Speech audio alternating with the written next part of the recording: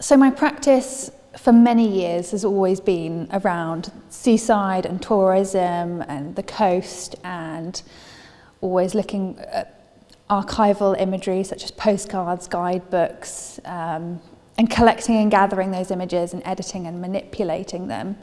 And I'd always been circling around the idea of heritage and preservation. And then through lockdown, that's when I started to kind of really put a pin in my practice and discover that my interest lay with the idea of fixing and repair and trapping things in time, and the kind of human condition of holding on to the past, and which has always been a theme that's run through the work. But this, I think, really brings a lot of those ideas together, and the idea of preservation and holding on. And I think I say in my intro that this is about holding on and letting go, and that relationship of trying to cling on to the past in some way and keep things as they are, but there's a whole load of other forces around us that are changing that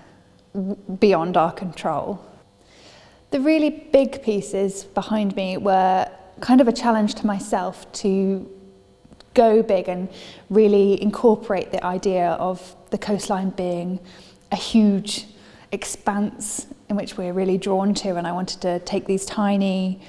rocks that I was collecting and blow them up really big and do a much more expanded view of the smaller studies that I'd done with the darning thread. So it's about taking these small objects and blowing them up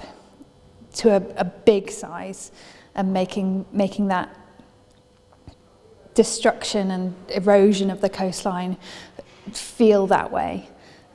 So using this camping rope as like a large-scale darning thread, basically, to